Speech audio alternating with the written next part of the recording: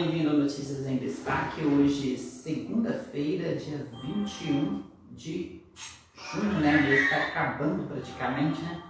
E a gente começa Notícias em Destaque de hoje falando sobre um dado triste, né? Do último fim de semana aqui para o país, que é a marca de mais de 500 mil de mortes pela Covid-19.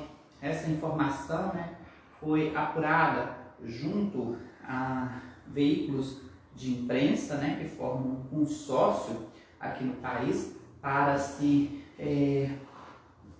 apurar esses números junto às secretarias estaduais, municipais de saúde no país todo, e também dados disponíveis, né, em base de dados na internet. Então, é um número triste para todo o Brasil, um número que a gente tem que lamentar, né? E no último sábado, o presidente da República, Jair Bolsonaro, foi alvo de protestos, né, por suas medidas em relação à pandemia, que muitos viram como medidas que não contribuíram em nada para a solução do problema, né? E foi alvo de protestos ao longo do fim de semana e também não faltaram polêmicas em relação ao assunto, né? E o ministro das Comunicações foi uma dessas pessoas que se envolveu em uma polêmica ao fazer um comentário infeliz no Twitter, dizendo que nós veríamos políticos, artistas, jornalistas lamentando as 500 mil mortes por Covid-19, mas que não veríamos essas mesmas pessoas, né, inclusive ele, porque também é um político, comemorando a vacinação em todo o país, que chegou a 86 milhões de doses distribuídas.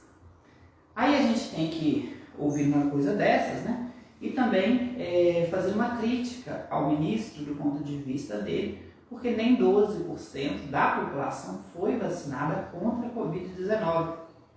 A vacinação alcançou em torno de 11,4% da população, a vacinação total, né, com a primeira e a segunda dose, né, e o Brasil está longe de ser um dos mais vacinados contra a Covid-19.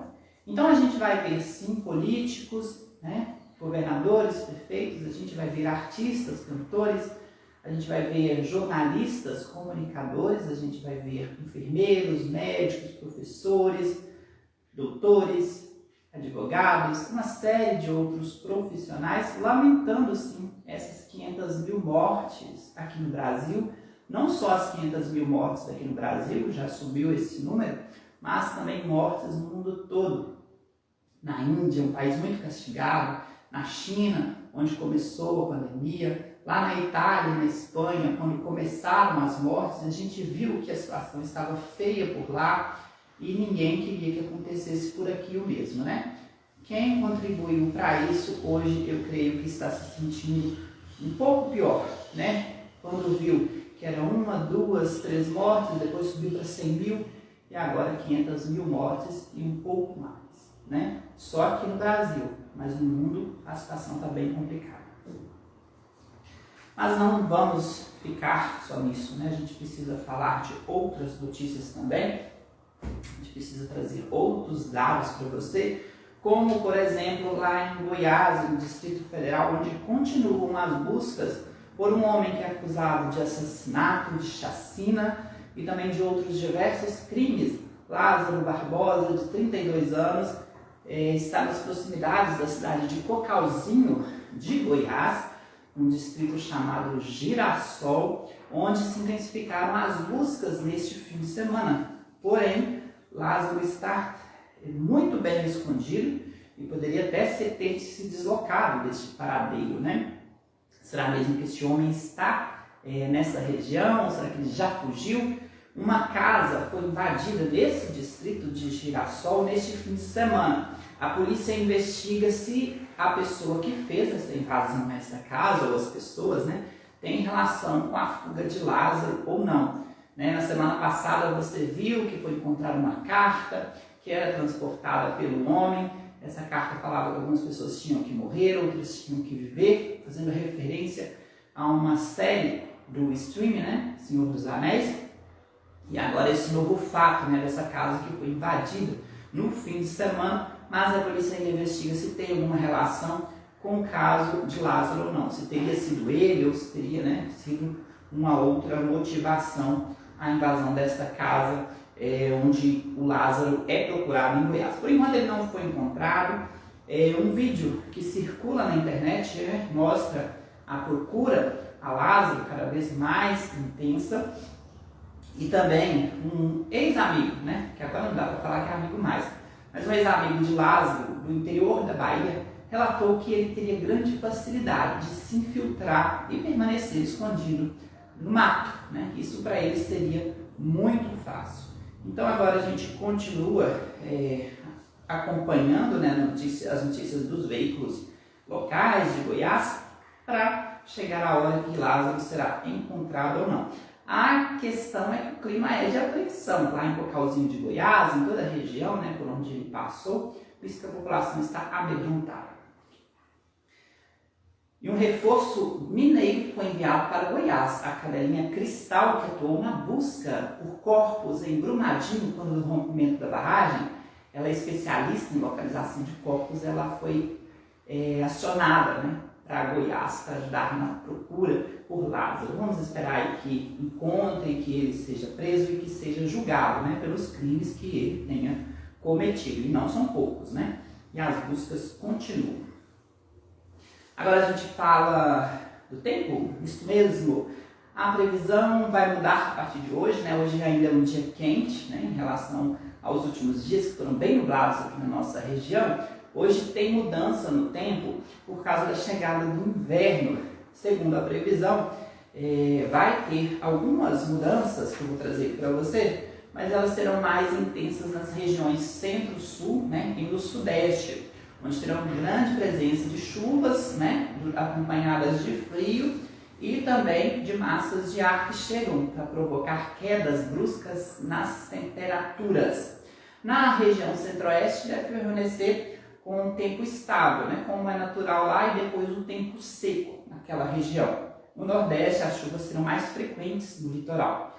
Isso tudo muda em julho, e a previsão de geadas, né, e de friagens, onde não tem geadas e neve, né, para quem tem a possibilidade de ver neve, como lá no sul do país, são duas regiões mais altas do país, só deve ocorrer no mês de agosto, né? Então deve ser o mês mais frio. Então nos próximos dias nós teremos temperaturas mais baixas acompanhadas de chuva em grande parte da região central do país. Agora vamos às regiões aqui, na nossa região. Belo Horizonte continua registrando mínimas de 12, 13 graus, máximas de 23, 24 graus. Em Governador Valadares hoje o tempo fica aberto, amanhã já volta a ficar nublado com queda das temperaturas. As mínimas por aqui vão cair para 16 e 18 graus e máximas de 26 a 32 graus. Assim como no Vale do Aço, mínimas de 16 a 18 graus, máximas de 24 a 31 graus. E bastante frio nos próximos dias, com temperaturas mínimas de 13 a 14 graus aqui na nossa região. Agora a gente fala um pouquinho de esporte, não é futebol, tá?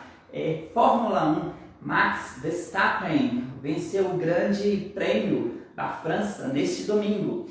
O Grande Prêmio da França de Fórmula 1 foi transmitido pela TV Bandeirantes. Verstappen se deu bem, começou na pole position e depois foi ultrapassado por Lewis Hamilton, né? Ele que é da Red Bull Racing, foi ultrapassado pelo Lewis Hamilton da McLaren, que permaneceu como favorito de grande parte do trajeto. No finalzinho, né, quando eu comecei a acompanhar a corrida também, na 20ª volta, o Verstappen ultrapassou de volta o favorito, né, até então, que é Lewis Hamilton, da McLaren, e conseguiu ali a vitória. Ele tem 131 pontos, né, na liderança pela Red Bull Racing contra a McLaren, que tem agora Lewis Hamilton com 119 pontos na Fórmula 1. Bacana, né?